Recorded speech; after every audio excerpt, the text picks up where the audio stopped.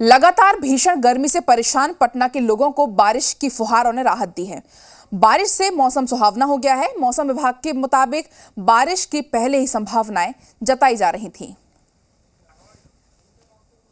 लगातार पड़ रही गर्मी और उमस से लोगों का जीना मुहाल था, लेकिन आज सुबह से मौसम बहुत ही सुहाना हो चुका है। हम पटना की आपको तस्वीर दिखा रहे हैं।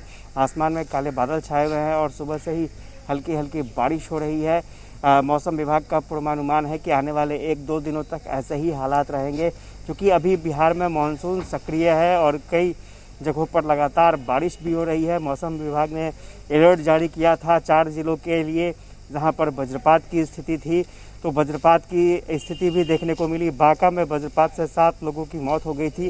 तो मौसम विभाग का अनुमान है कि आने वाले समय में मौसम के जो हालात हैं वो इसी तरह से रहेंगे। बारिश रुक रुक के होती रहेगी कई ज़िलों में, और कहीं ऐसी भी परिस्थिति आएगी कि कई ज़िलों में ज़ोरदार बारिश भी होगी और जिससे लोगों का जनजीवन प्रभावित हो सकता है। लेकिन फ़िलहाल पटना की बात करें तो पटना के लोगों को राहत मिली है, क्योंकि लगातार गर्मी पड़ रही थी, उमस का मौसम था और उसके बाद इस तरह के मौसम ने लोगों को राहत पहुँचाई है। कैमरा पर्सन फिरोज के साथ आशुतोष चंद्र, राजधानी मीडिया, पटना। मुजफ्फरपुर में स्कूल तो खुल गए हैं, लेकिन बाढ़ और बारिश के चलते जिलों के कई स्कूलों में पानी भरा हुआ है और ऐसे में कुछ छात्र लंबे समय के बाद जब स्कूल पहुंचे तो उनको निराशा हाथ लगी और वो वापस लौटना पड़ा। जिला स्कूल की तस्वीर इन्हीं में से एक है, जहां पर लगातार बारिश हुई और बारिश के चलते जमा हुआ पानी स्कूलों के सभी कमरों और उसके परिसर में भरा हुआ है। और ऐसे में अब ये सवाल उठता है कि क्या सोमवार तक पानी को निकालकर सही तरीके से कक्षाओं का संचालन हो सकेगा।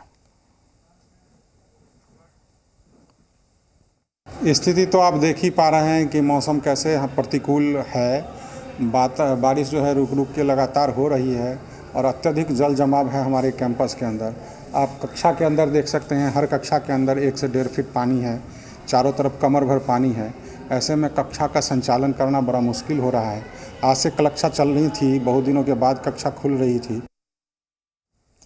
कटिहार में गंगा और महानदी नदी उफान पर है। कई इलाकों में बाढ़ का पानी भर गया है। अहमदाबाद प्रखंड में बाढ़ से लोगों के बुरे हालात हैं। भवानीपुर खट्टी पंचायत के बबला बन्ना गांव में एक मस्जिद बाढ़ की चपेट में आ गई। कई घर बाढ़ के पानी में डूब गए। लोग घर बार छोड़कर सुरक्षित स्थान की ओर पलायन कर रहे हैं। यूसुफ टोला गांव के पास भीषण कटाव हो रहा है। दर्जनों परिवार विस्थापित हो गए हैं।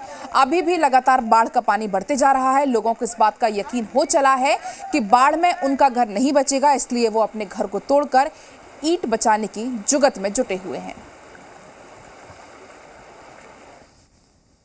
मतलब कि लाउड स्पीकर से अनाउंस कर रहा है ऊंचे स्थान पर जाइए।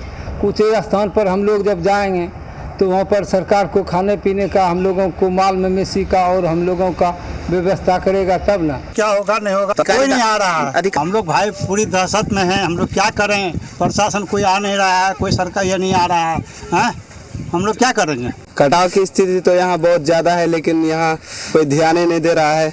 यहाँ 2-3 साल से कटाव होते जा रहा है। यहाँ इधर पहले 2 गांव भी उधर था, ये भवानीपुर खट्टी एक गांव था, वो कटाव होकर पूरा इधर आ गया है नदी। फिर अभी भी कट रहा, फिर भी सरकार का कोई ध्यान ही नहीं है। टोला जो है ये पूरा कटाव के माहौल पर है और हम लोग को बहुत तकलीफ हो रहा है और हम लोग बांध पर हैं। नहीं मिला यहाँ तो दूध धंधा सब एक में बैसाची धर एक मसन बैसाची एक में कष्ट ते दुख चले पे लिए कुछ मिला ना रखे। इधर तब घर जाएंगे, जब घर से जाइए ना लग जाएंगे कहीं, हाँ कहीं पर भी चले जाएंगे ना, व्यवस्था करने न पड़ेगा। बहुत ज़्यादा हो गया अभी कि कटाव बहुत दिन से चल रहा है, बरदादा से सब दिन से चल रहा है कटाव बहुत ज़्यादा हो रहा है। कटाव की स्थिति में कोई अधिकारी कोई कुछ अभी तक नहीं आया है।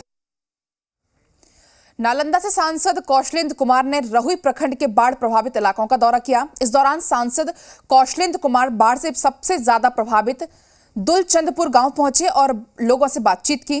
सांसद ने बकरा चोरसुआ में बराज निर्माण की बात कही ताकि लोगों को बाढ़ की विभीषिका से बचाया जा सके। दरअसल जिले के कई दिनों से बारिश हो रही है और झारखंड से छोड़े गए पानी के चलते पंचाने नदी का पानी भी उफान पर है, जिसके चलते नदी में पानी अब खेतों में घुसने लगा है। और इतना ही नहीं, इलाके के कुछ दिनों से पहले ही लाखों रुपए की लागत से सड़क का निर्माण करवाया गया था, लेकिन वो भी बाढ़ की चपेट में आने से बर्बाद हो गई। एक्जीक्यूटिव इंजीनियर साहब हैं, इन लोगों ने एक सुझाव दिया है कि हर साल हम लोग यहाँ तटबंध टूटता है। इसका एक कारण है कि बकरा जो है चिरसुआ है वहाँ पर हम लोग शटर लगवा लें। तो हम लोगों ने भी कहा है उनको कि बरसात के बाद उसमें लग कर के माननीय मुख्यमंत्री जी से मिलेंगे और शटर का ही इंतजाम होगा। जब तक ऊपर से पानी को कंट्रोल हम लोग नहीं करेंगे तब तक यह समस्या का समाधान नहीं हो सकता है।